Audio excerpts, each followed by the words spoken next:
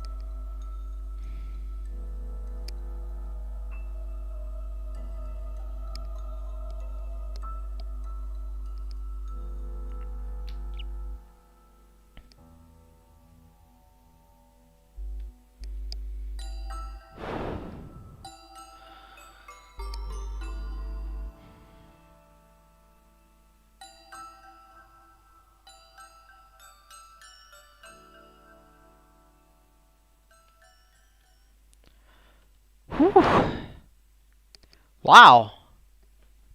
Waouh, waouh, waouh, waouh, waouh! Ah ben, quelle musique! Ah, attends, je suis peut-être un peu fort. J'ai peut-être toujours le filtre activé ici. Non, non, non, tout va bien. Tout va bien, c'est bien. Waouh, waouh, waouh, waouh! D'abord, allons-y, allons-y.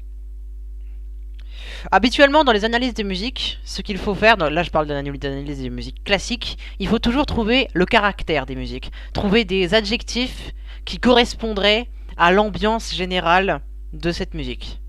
Et personnellement, j'en ai quand même trouvé pas mal. Il y a mystérieux, exploration, nuit, beauté, création. On est sur ce domaine.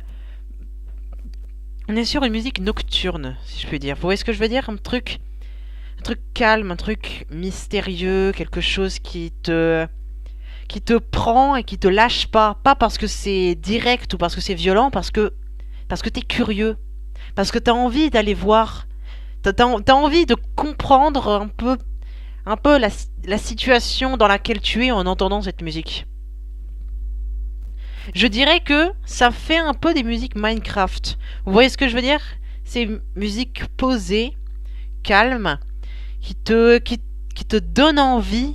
Noël, tu dirais, ça, Noël, je comprends ton argument, mais parce que c'est uniquement dû aux instruments, le carillon et les cloches. Mais c'est uniquement ça. Mais ça n'a pas du tout une connotation de Noël. Mais les instruments, les cloches et les carillons sont souvent utilisés pour ces circonstances, donc c'est compréhensible. Anyway, la connotation de l'exploration est en général une de mes préférées, parce que ça les musiques dynamiques sont bien et ça te motive, mais les musiques calmes qui arrivent à avoir le même effet sont 1000 fois plus puissantes. Elles te, elles te donnent un boost d'énergie, mais dingue. Là, j'ai écouté ça. J'avais envie, vraiment, je vous le dis de vous à moi.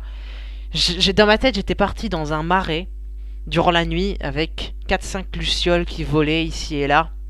Et moi qui juste avais envie d'aller un petit peu plus loin pour comprendre comment était construit ce marais, ou pour pouvoir comprendre comment ça fonctionnait, tout ça. C'était... Ouais, comprendre. C'est une musique où on a envie de comprendre.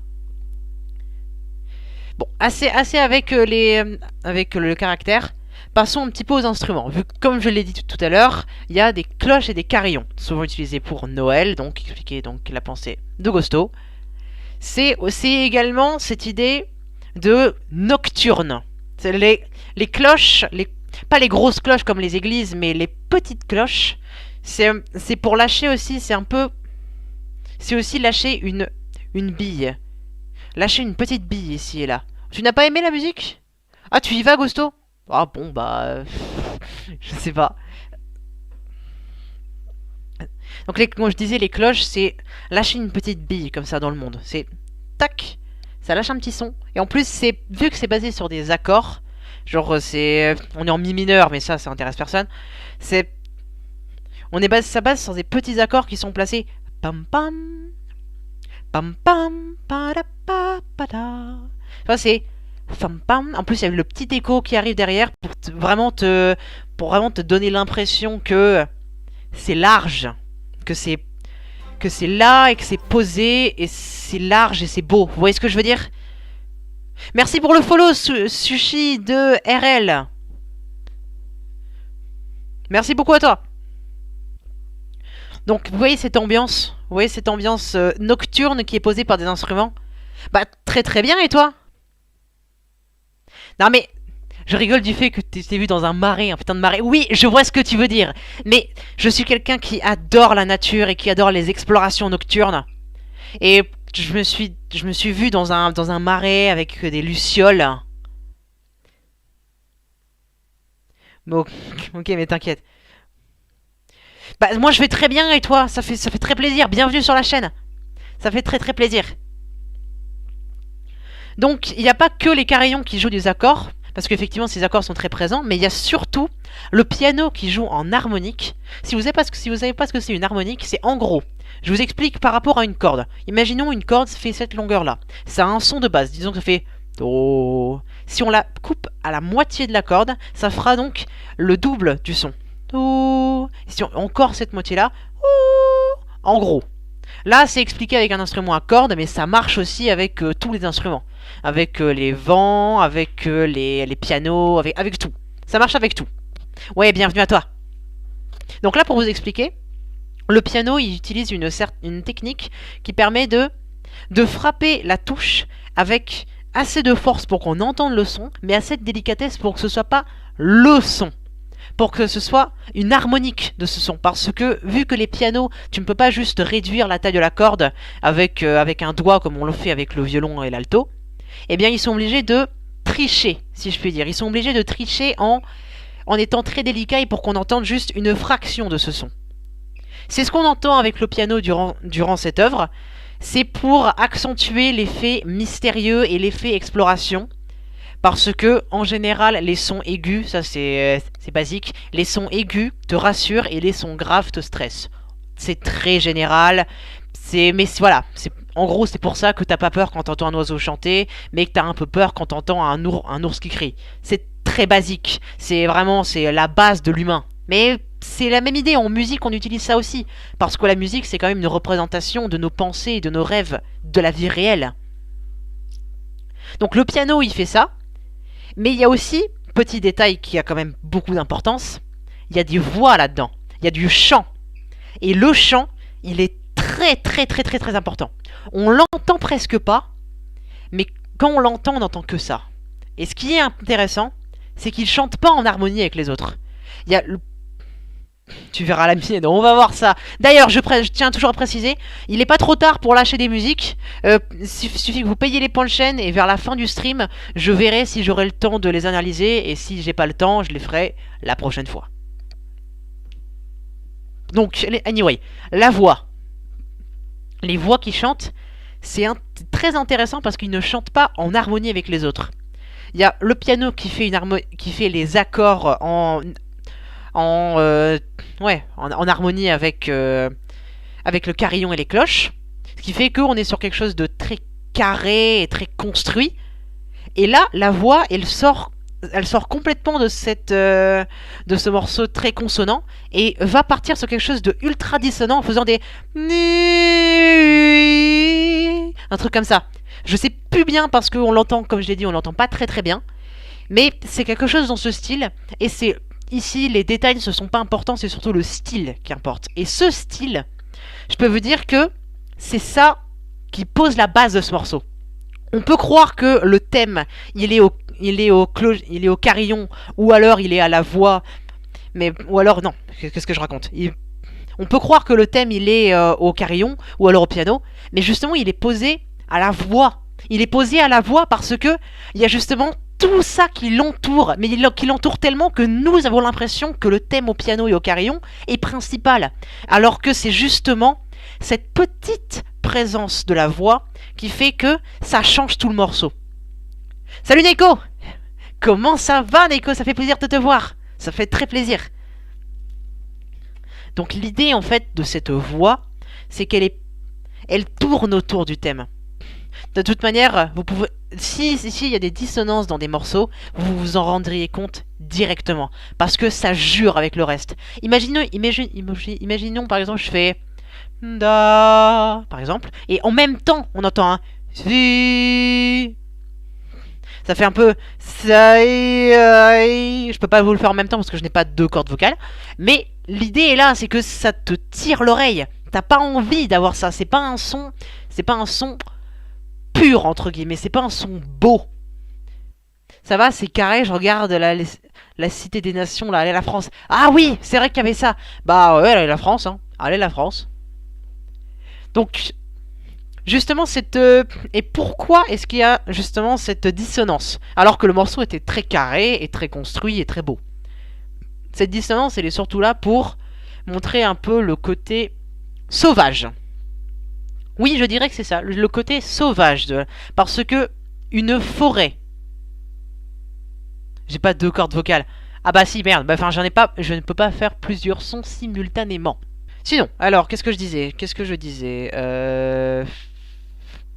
Ah si, c'était que donc cette dissonance dans la musique, qu'est-ce qu'elle montre? Elle montre justement ce côté sauvage de la musique, le sauvage du passage. Parce que si on reprend mon exemple précédent du marais et du côté exploration qui est magnifique, il ne faut pas oublier que la nature, ça peut être dangereux. Et ce danger, il est présent, mais pas vraiment, parce que j'imagine, vu que c'est une vision très nocturne de la musique, elle est endormie. Le danger est endormi. Les prédateurs sont allés se coucher. Il y a encore quelques oiseaux ici et là, mais le danger n'est pas aussi présent. Mais ce qui est intéressant aussi, c'est de savoir que ça vient quand même de Skyward Sword. Il y a une situation pour cette musique. Et cette situation, c'est à peu près ça. On est sur, tu continues le chemin, t'as 2-3 mobs dans le passage, mais tu continues et tu vas un jour atteindre l'objectif pour continuer l'histoire. Je sais plus bien quand il y a ce passage là, mais il me semble que c'est un truc similaire.